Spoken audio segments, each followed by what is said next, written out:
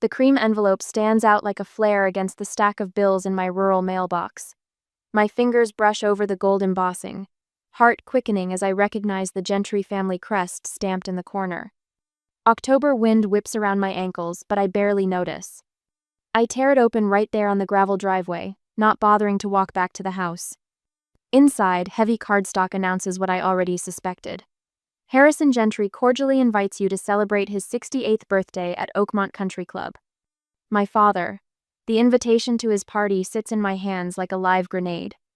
The RSVP card catches my attention. Someone has already marked yes in unfamiliar handwriting. I trace my finger over my name, Maris Gentry, slightly smudged, as if the writer had tried several times to get it right. Or perhaps they'd hesitated, pen hovering over whether to include me at all. 6 years since I've been invited to a family event. 6 years of silence broken by this presumptuous RSVP. Back in my apartment, I place the invitation on the kitchen counter and stare at it, while the silence of the room presses against my ears. This one-bedroom rental has never felt particularly homey, but it's mine. No one judges the military memorabilia covering my walls, or the practical furniture arranged for function rather than style. My gaze drifts to the small bookshelf where my combat medic unit photo sits in a simple frame. Shadow echo. We look impossibly young in our uniforms, faces serious but eyes bright with purpose. 3 tours later, none of us would have that same look. Without thinking, my fingers find the thick scar running down my right forearm. The raised tissue feels smooth under my touch, a permanent reminder of the day everything changed. 3 inches to the left and I wouldn't be standing here contemplating my father's birthday party. On my dresser sits Lieutenant Garcia's worn leather cuff. He'd worn it every day until the moment he didn't need it anymore. For protection, he'd always said with that crooked smile. After the ambush, his wife had insisted I take it. Some protection it turned out to be. The Purple Heart gathers dust in a drawer. Honorable discharge papers filed away with medical records. All that sacrifice and my family still introduces me as Maris, who was in the army for a while. I open my closet and pull out the overnight bag. My hands move with deliberate precision, folding clothes with military corners out of habit. Each item selected with purpose. Undergarments, toiletries, a cardigan for the evening chill. After careful consideration, I select a dark indigo dress that falls below my knees. Long sleeves, high neckline. It will cover most of my scars and look appropriate for Oakmont Country Club without trying too hard. I won't give them the satisfaction of criticizing my appearance. I catch my reflection in the bathroom mirror. Strong features stare back at me. Determined eyes set in a face that's weathered more than most. My practical bob frames my face, no nonsense and low maintenance. Not the carefully highlighted perfection my sister Ivy maintains, but serviceable. The invitation rests against my bedside lamp. A ticking bomb disguised as a peace offering. My phone rings, startling me out of my thoughts. Cousin Nash, the family fixer. Maris, glad I caught you. His voice carries the forced cheerfulness of a used car salesman. Just checking if you got the message about Uncle Harrison's birthday. I got the invitation. I keep my voice neutral. Great, great. So, how's your current situation? Everything stable? The careful emphasis makes my spine stiffen. My situation? Just checking in. Everyone wants to make sure you're doing well. Taking your medication regularly? The VA benefits coming through okay? The questions seem innocent enough, but something in his tone sets off warning bells. I glance at my calendar on the wall, marked with VA appointments and veteran support group meetings. Everything's fine, Nash. I keep my answers brief, suspicion growing. Good to hear. We just want to help if you need it. Family takes care of family, right? My eyes drift to the cardboard box labeled, Truth, Never Lose, tucked under my bed. Inside are military records, medical evaluations, and discharge papers documentation I've kept safe through 3 moves and countless family dismissals. After hanging up, I stand at my door, invitation in hand. The sensible thing would be to toss it, claim a work commitment, avoid the whole charade. My phone pings with a message from Ivy. Dad expects all family there. I flash back to childhood dinner tables where Harrison Gentry's expectations weren't requests but commandments. The heavy silence when someone disappointed him. The cold shoulder that could last for weeks. I slide Lieutenant Garcia's cuff over my scar, my armor against whatever battlefield awaits at Oakmont. Before leaving, I take one final glance at the Shadow Echo unit photo. 8 faces, 3 now gone. We'd survived firefights, roadside bombs, and evacuation missions under heavy fire. I survived worse than this, I whisper to the empty apartment. I close my door with quiet determination. If they want Maris Gentry at the family gathering, they're going to get her scars, truth, and all. On the day of my father's birthday, Oakmont Country Club rises from manicured grounds like a fortress of privilege. My Ford pickup groans between a gleaming Mercedes and an immaculate BMW, the contrast as stark as my place in this family. The valet's smile freezes when I hand him my keys, his eyes darting to his colleague with unspoken commentary. It's been well maintained, I offer unnecessarily. He nods too quickly and pockets my keys as if they might contaminate his uniform. The grand ballroom shimmers with calculated opulence. Crystal chandeliers reflect off polished surfaces, creating a kaleidoscope of wealth. I adjust Lieutenant Garcia's leather cuff, ensuring it covers the scar completely. The weight of eyes follows me across the marble floor, assessing, measuring, finding fault. Ivy materializes before I reach the bar, her designer dress flowing like liquid silver. Her appearance is a military operation of its own, hair highlighted to perfection, makeup flawlessly applied, jewelry catching light at strategic angles. You came. Her air kiss doesn't disturb a single strand of her hair. You brought a wrap, right? For your arm? The concern in her voice doesn't reach her eyes. I don't need a wrap. But the children might. She stops as our mother approaches. Lorraine Gentry glides toward us, diamonds winking from her ears, throat, and wrists. Her smile tightens when it lands on me. You actually came. How unexpected. Her gaze travels from my sensible shoes to my indigo dress, cataloging each element that fails to meet her standard. Try not to mention, you know. Over there. She tilts her head toward a cluster of Harrison's business associates. You mean my military service? I keep my voice neutral. Don't be difficult, Maris. Not tonight. Lorraine squeezes my arm just above the cuff. Harrison has important people here. A photographer circles the room, gathering family members for portraits. Before I can protest, Ivy steers me behind a massive floral arrangement blooming with white orchids. The lighting's better for you here, she says, rearranging my position. What she means is that I'm partially hidden, a footnote rather than a full sentence in the family composition. Harrison Gentry stands at the center of every photograph, his silver hair and tailored suit projecting authority. When I step forward for the family portrait, his eyes acknowledge me without warmth. Maris. My name sounds foreign on his lips. Happy birthday, Dad. His nod is both acknowledgement and dismissal.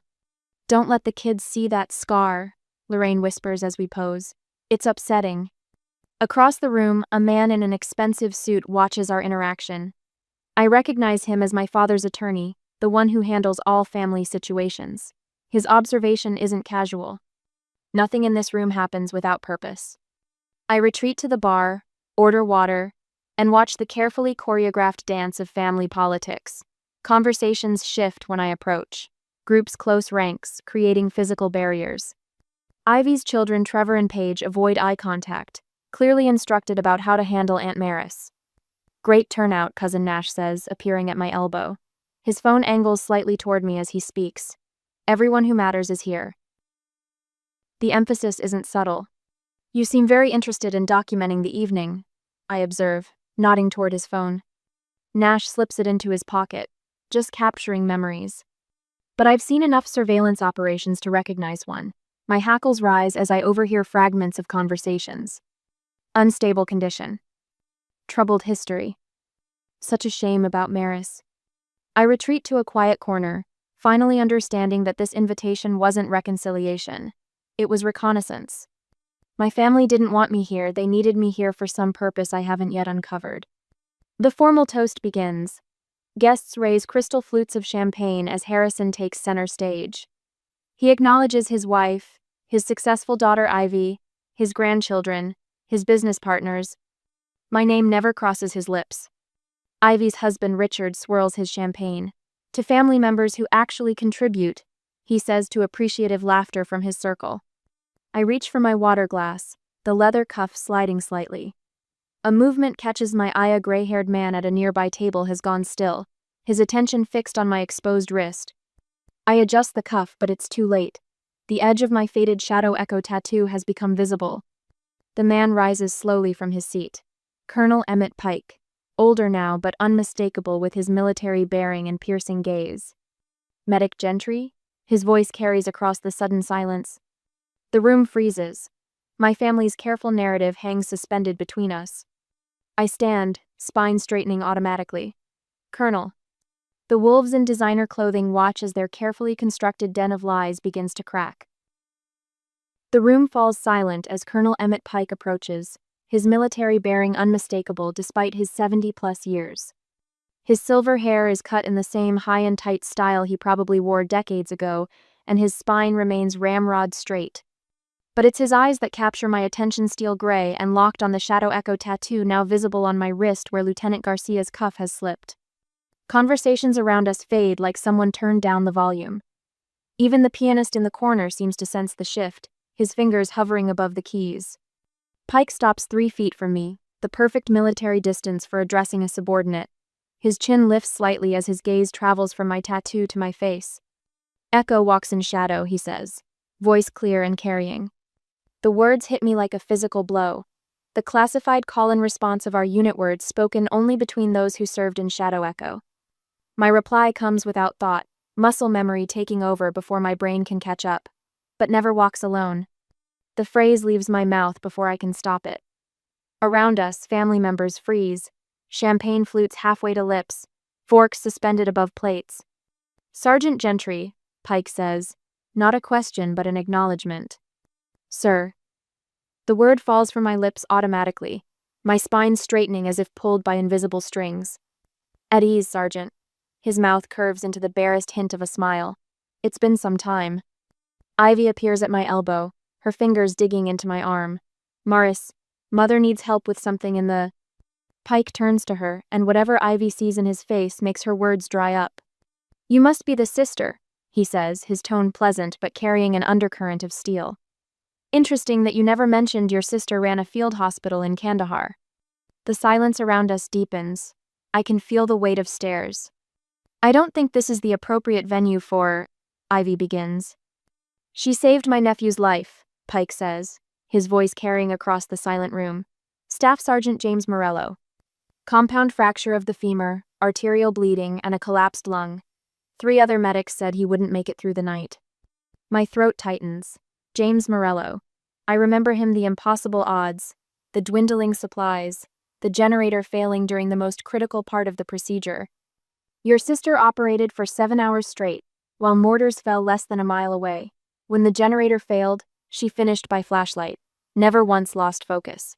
Pike's eyes find mine. That field hospital she ran saved 63 American soldiers and 22 Afghan civilians over 3 months, all while under periodic fire. Around us, whispers ripple through the crowd. Across the room, I spot my father's face, ashen beneath his tan. The champagne flute in his hand tilts dangerously. 3 tours, Pike continues, his voice carrying the weight of command. A purple heart that should have been a silver star. Colonel, I start, discomfort crawling up my spine. This isn't how I wanted tonight to go. Sir, with all due respect, some of this information is... classified? He shakes his head. Not the parts that matter, not the heroism. My mother materializes beside Ivy, her smile brittle. What a lovely story, she says, voice artificially bright. Maris has always had such an active imagination. Come, Colonel, let me introduce you to my husband. Harrison is so looking forward to. We've met. Pike cuts her off without looking away from me. In fact, I believe Harrison was the one who claimed his daughter worked in supply logistics overseas. Curious discrepancy. My father abruptly sets down his glass and walks away from his own toast, leaving the room without a backward glance. The family attorney follows him like a shadow. There seems to be some confusion, my mother says, her voice climbing half an octave. Maris had some difficulties after her service. Memory issues, you understand. Pike's eyebrow rises a fraction of an inch. Memory issues, he repeats flatly. This isn't the place, I murmur, suddenly aware of the spectacle we're creating. Sir, perhaps we could. Perfect place, I'd say. He gestures toward a table in the corner where 4 men and 2 women sit watching us. Some people you should meet, Sergeant. Fellow veterans who'd appreciate the chance to thank you properly. My mother's hand clamps on my arm. Maris needs to help with the cake presentation. I wasn't aware the guest of honor had cake duties, Pike says mildly. Something shifts in my chest, a loosening of chains I've carried so long I forgot their weight. I gently remove my mother's hand. I'll help after I speak with the colonel's friends, I say, meeting her gaze directly. Her eyes narrow. This isn't appropriate. I touch Lieutenant Garcia's cuff, drawing strength from the worn leather. Neither is leaving veterans waiting, Mother. Pike leads me toward the table, and the group rises in unison as we approach military habits that never quite fade. Introductions flow as they welcome me with a respect I haven't felt in years. Jack Reynolds, 101st Airborne, says a man with a prosthetic hand. Heard about your work in Kandahar from my battalion medic. Rachel Martinez, Marines, offers a woman with close-cropped gray hair. Served in Helmand Province when your unit came through in 14. One by one, they greet me, using my rank, asking about specific operations I'd long assumed no one in my civilian life would ever know about or understand. Their acknowledgement feels like oxygen after years underwater. The benefits situation treating you right? Pike asks casually as we sit. VA can be a bureaucratic nightmare. I blink, caught off guard by the shift in topic. It's manageable. What's your current disability rating? Asks Reynolds, his tone conversational but eyes sharp. 70%? I answer automatically. For the injuries from the Ghazni evac? Martinez frowns. Should be higher with the nerve damage. Pike's gaze intensifies. What's the monthly payment running these days? Still holding at $19.50? Something cold settles in my stomach. How did you know the exact amount? Before he can answer, I see Nash approaching with his phone held at waist level, camera lens visible. Maris, your mother needs you, Nash calls, not bothering to acknowledge the veterans. Across the room, Ivy creates a commotion, loudly gasping over a wine spill on her dress, drawing attention away from our corner. Just a family misunderstanding. I hear someone murmur behind me. Poor Maris and her delusions. The family's tried everything. Pike slips something into my palm as he stands a business card, which I pocket without looking. We've got your 6, Sergeant, he says quietly. Call that number, tomorrow.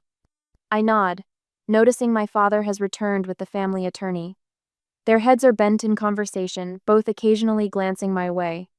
Maris has been confused lately, Nash says to no one in particular. The family's considering getting her some help. The veterans exchange glances, a silent communication passing between them. Think I'll excuse myself, I say, rising from my seat. The group nods in understanding. We'll be here, Pike promises. I walk away with new purpose, not toward Nash or Ivy or my parents, but toward the hallway that leads to my father's study in the family home. The veterans' quiet nods of support follow me as I leave the main party behind. The old drawer key has rested on my keyring for 6 years, a reminder of what I left behind. Tonight, it will open doors to the truth my family tried to bury. 5 minutes later, the key slides into the front door lock with a whisper of familiarity. 6 years since I've entered this house, but muscle memory guides my hand. I slip inside, grateful for the empty hallway, everyone still at Oakmont celebrating Harrison Gentry's illustrious life. Framed photographs line the entryway like a museum exhibit. Ivy beaming at her college graduation. Ivy cutting ribbon at her company's headquarters. Ivy's children in matching outfits at Christmas. My fingers trail along the wall where gaps interrupt the display spaces where my accomplishments once hung. My high school valedictorian photo. My college graduation. My military commissioning. All removed, as if I never existed. The house breathes around me, settling noises that I recognize from childhood. The tick of the grandfather clock in the living room. The hum of the central air system. The slight creak of the third floorboard from the dining room entrance. I move with deliberate steps toward my father's office. The mahogany door stands half open, inviting and forbidding at once. I pause, hand hovering over the polished brass knob, then push forward. Harrison's office remains a shrine to self-importance. Walls adorned with certificates of achievement and photos with minor celebrities. The massive desk dominates the room, designed to intimidate anyone sitting across from him. I slide into his leather chair, the material cool against my bare arms. The seat adjusts automatically to my weight, cradling me in unexpected comfort. From this vantage point, I see what he sees: a position of authority, of control over whoever sits opposite. "Let's see what you've been hiding, Harrison," I mutter, reaching for the bottom right drawer. My hands don't shake as I insert the small brass key I've kept all these years. The lock turns with a satisfying click. The drawer slides open on silent runners, revealing meticulously labeled manila folders. I lift the first one, labeled 2016. Inside, a discharge form catches my eye immediately. My discharge form with critical details altered. Where field medic should appear, someone has typed logistics. My combat service erased with the stroke of a keyboard. Son of a bitch. The next folder contains VA disability documentation. Monthly payments of $1,950, redirected to an account I don't recognize. I flip through statements spanning 9 years, doing quick mental math. Over $210,000 of my benefits vanished. My throat tightens as I pull out bank statements showing the final destination of those funds. Lorraine's personal account. Regular transfers to Ivy's mortgage company. Tuition payments to Winchester Academy where Ivy's children attend. They stole from me to fund their comfortable lives. A third folder contains Veterans Cemetery plot reservations for Harrison and Lorraine, paid for with my stolen benefits. The irony burns in my chest. The very people stealing my disability payments, planning their eternal rest on my dime. My fingers find another document. Guardianship application forms with my name typed neatly at the top. Already drafted. Awaiting submission. Attached medical evaluations declare me mentally incompetent to manage financial affairs. The psychiatrist's signature looks nothing like Dr. Ramsey's handwriting from the VA. Another forgery. A post-it note in Lorraine's handwriting. File after birthday gathering. Lawyer suggests we need one more incident report. The final document outlines plans to liquidate my assets once guardianship is secured. My apartment, my truck, my savings, all to be managed by Harrison as my guardian. My jaw aches from clenching. The family that couldn't be bothered to acknowledge my service now plans to profit from it after erasing the truth of what I endured. I photograph each document methodically, angling my phone to capture every detail. My hands remain steady, training, taking over, despite the fury building inside me. Each betrayal documented with military precision. I text the photos to Colonel Pike with a simple message. Shadow Echo Protocol, evidence secured. His response comes immediately. Acknowledged, safe house ready. The distant sound of car doors slamming snaps me to attention. They're back from the party. I replace each document exactly as I found it, aligning papers precisely, maintaining the illusion that nothing has been disturbed. The drawer closes with a soft thud, lock engaged, key pocketed. I move silently through the kitchen to the back door, the same exit I used as a teenager sneaking out to meet friends Harrison didn't approve of. The handle turns smoothly under my palm. Outside, the night air cools my flushed skin.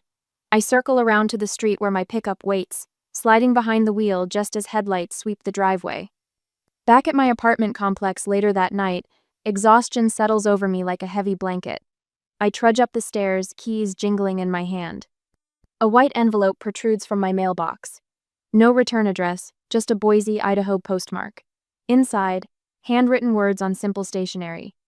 Dear Maris, Luis is 17 now, wants to be a nurse. He keeps your picture on his desk while he studies. He says you showed him what courage looks like. I know your family didn't see you, but we did. With eternal gratitude. Maria Hernandez. I press the letter to my chest, feeling the paper crinkle against my heart. Somewhere in Idaho, the little boy I carried through gunfire remembers me, sees me, while my own family worked to erase me. The truth sits in my phone now, undeniable evidence of their betrayal. But this is evidence too, of a different kind of family, the kind you find, not the kind you're born to. I slip Lieutenant Garcia's cuff off my wrist and place it beside the letter on my kitchen counter. From now on, I won't need to hide my scars anymore. And in a week I will gather the evidence to fight them and win eventually. Next week, the Veteran Roast coffee shop smells of rich espresso and fresh-baked pastries.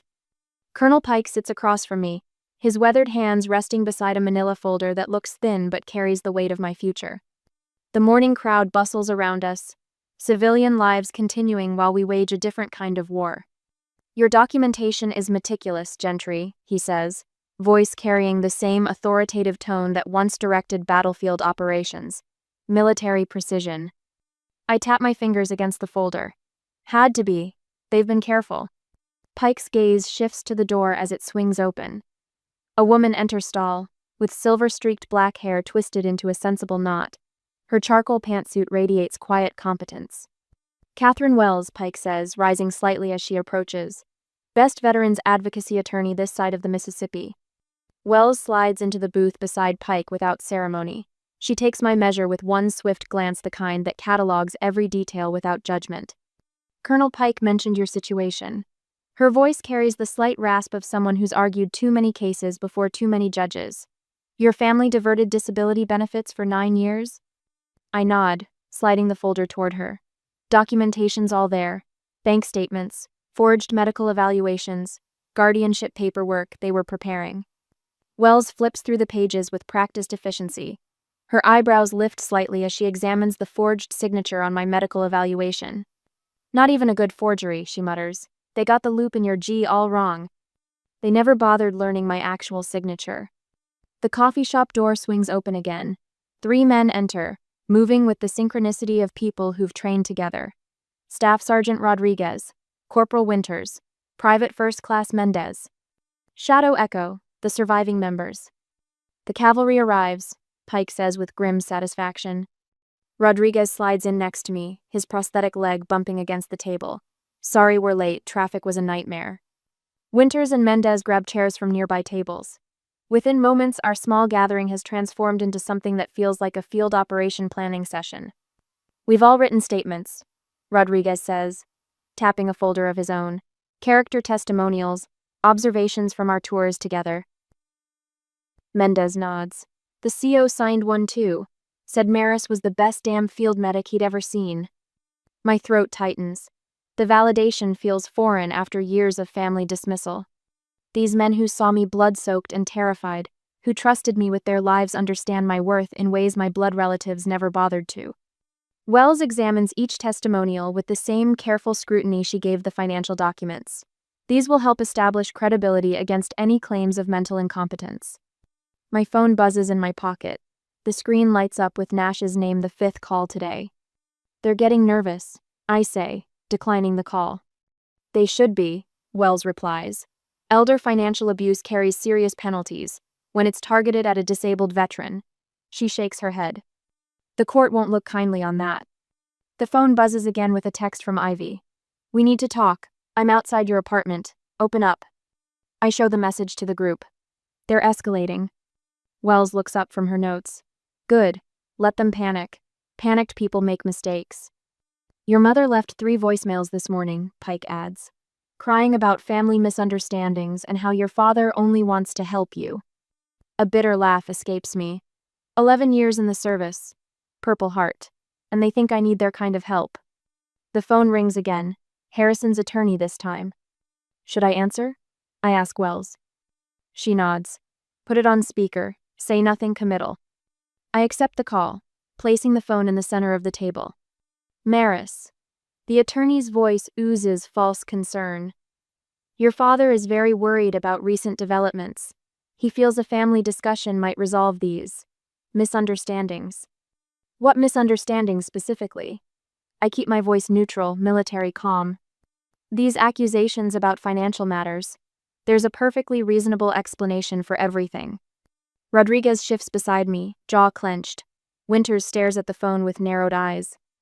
I'm listening, I say. Perhaps we could discuss this privately. Say, tomorrow? Your cousin Nash offered to mediate. I meet Wells's eyes. She nods slowly. Fine. Nash can come to my apartment tomorrow at noon. The relief in the attorney's voice is palpable. Excellent. I'll let him know. After ending the call, Wells leans forward. We'll wire you. Get him talking about the guardianship plan. He'll be recording too, Pike warns. Let him, Wells says. Difference is, our recording will be legal since you'll be a knowing participant in your own home. Mendez grins. Set the trap, then watch them walk right in. The next afternoon, I check the recording device hidden beneath my simple blue button-down. The apartment feels smaller with Nash's 6-foot frame taking up space in my living room. The family's concerned, Maris. His voice carries the same patronizing tone he uses with elderly clients. Your behavior lately seems erratic. I sit across from him, Garcia's leather cuff visible on my wrist. How so? These accusations. The sudden interest in financial matters. He leans forward, voice softening to a conspiratorial whisper. We understand your condition can make things confusing. My condition? PTSD, trauma-related cognitive issues. He waves a hand vaguely. Dad just wants to protect your money from yourself. I keep my face neutral. Protect my disability payments by redirecting them to Mom's account? Nash's smile tightens. Temporary measure, for safekeeping. And the guardianship paperwork I found in Dad's desk? A flash of surprise crosses his face, quickly masked. Standard precaution, in case your condition worsens. And selling my apartment? Now Nash looks truly startled. How did you? It's my name on the deed. The listing agent called me. He recovers quickly. The family thought a smaller place might be more manageable. Somewhere closer to Ivy so she could check on you. Check on me or check up on me? Nash sighs. The sound of a man dealing with a difficult child. Maris, be reasonable. You're clearly not equipped to manage your affairs. The nightmares, the therapy appointments, the medication. The Purple Heart? I ask quietly. He brushes this aside. A formality. Lots of people get those. The dismissal burns, but I keep my composure. So Dad thinks I need help. We all do. Nash's smugness surfaces now, certain of victory. The court will see it our way. Your military records show psychological evaluations. With the right framing, he shrugs. Who would believe the unstable veteran over a respected family like ours? I let the silence stretch between us, giving him rope. It's for your own good, he adds, mistaking my silence for defeat. You're damaged, Maris. Let us help you. The confession I need, captured forever. Something cold and certain settles in my chest. I think we're done here, I say, rising from my chair. Nash stands, adjusting his expensive tie. Think about what I said. Fighting this will only make things harder. After he leaves, I touch the hidden recorder. In my bedroom, the dress uniform hangs pressed and ready. The truth box sits open beside it, metals gleaming against worn cardboard. My phone rings Harrison's number. I don't answer. Instead, I take out Luis's mother's letter, reading the familiar words one more time. My son lives because of you. No matter what anyone says, you saved what matters most. I place Garcia's leather cuff beside my Purple Heart, two symbols of battles fought and survived. Tomorrow, we face the courtroom. Tonight, I prepare for war. Next day, the marble steps of the county courthouse feel cool and solid beneath my feet as I ascend them in full dress uniform. Each polished button catches morning light. Each medal tells a story they tried to erase. Lieutenant Garcia's leather cuff peeks from beneath my sleeve, no longer hiding my scars but complementing them. Behind me, Colonel Pike and 7 Shadow Echo veterans form a quiet phalanx. Their footsteps echo in perfect rhythm with mine. Through the heavy oak doors, past security, down the center aisle of courtroom B, I feel eyes tracking McCourt officials nodding with subtle respect, strangers straightening in their seats. Then I see them. Harrison, Lorraine, and Ivy huddle with 3 attorneys in expensive suits at the plaintiff's table. My father's shoulders stiffen as I approach. Lorraine's fingers flutter to her pearl necklace. Ivy's perfect makeup doesn't hide her sudden pallor. All rise, calls the bailiff. Judge Eleanor Thornton enters, her silver hair pulled into a severe bun. Her gaze sweeps the courtroom, pausing at the Shadow Echo veterans filling the back rows, then at my family, before settling on me. Interesting family dynamic, she murmurs, almost to herself. Let's proceed. Sergeant Ford takes the stand first. His prosthetic leg catches against the witness box as he settles in. Specialist Gentry was the finest combat medic I ever served with, he states, voice carrying to every corner. When our convoy hit that IED outside Kandahar, she evacuated 6 wounded under heavy fire. One of them was me. The courtroom absorbs his words in silence. She managed a field hospital from the back of a moving Humvee while we took fire. 17 hours straight, no breaks, no complaints, just saving lives. Harrison shifts in his seat. Lorraine stares at her hands. The VA representative approaches next, presenting spreadsheets on the overhead screen. Monthly disability payments of $1,950 were diverted from Specialist Gentry's account to this family trust. He explains, pointing to highlighted transfers, totaling $210,600 over 9 years. The financial expert follows, tracing the money through family accounts: Ivy's mortgage payments, private school tuition for her children, Harrison's country club membership renewals. Then Nash's recorded voice fills the courtroom. Your dad just wants to protect your money from yourself. Once we get the guardianship approved, we can sell that depressing apartment. Ivy stands suddenly. Your Honor, my sister has always had emotional issues since high school. This vendetta is just another manifestation of her. I have evidence pertaining to that claim. I interrupt, my voice steadier than I feel. I approach the evidence table, placing my truth box beside the financial records. The metal clasps click open with quiet finality. Inside, neatly organized, lies the documentation of a lifetime of betrayals. I withdraw a yellowed essay with red annotations in my English teacher's handwriting. This is my original scholarship essay for Bryn Mawr College, I explain, handling it carefully. Dated and graded 3 weeks before applications were due. I place it beside a printout from the college archives. This is the identical essay my sister submitted 2 days later, word for word, resulting in a full scholarship that should have been mine. Ivy's attorney tries to object, but Judge Thornton silences him with a raised hand. I think we've established a pattern, she says, her voice like steel wrapped in velvet. Her ruling comes swiftly. Family assets frozen, $187,000 in restitution ordered with interest, permanent ban on guardianship filings against me. Harrison's face turns ashen. For the first time in my life, I see fear in his eyes, not for me, but for himself. His carefully constructed reputation crumbles before him. Lorraine weeps, but her tears find no sympathy here. Ivy exits quickly, avoiding reporters gathering in the hallway. Colonel Pike touches my shoulder. What now, Specialist? Not going back to that house, I say. The words taste like freedom. 6 months later, I stand at a podium addressing veterans about financial exploitation. Garcia's leather cuff now displayed proudly alongside my medals rather than hiding my scars. A young veteran approaches afterward, eyes bright with purpose. You helped me find my voice, she says simply. In my new apartment, Luisa's mother's letter hangs framed beside my unit photo, not as a reminder of what I lost, but of what I found. I don't need your recognition anymore, I had told Harrison on that final day in court. The truth speaks for itself.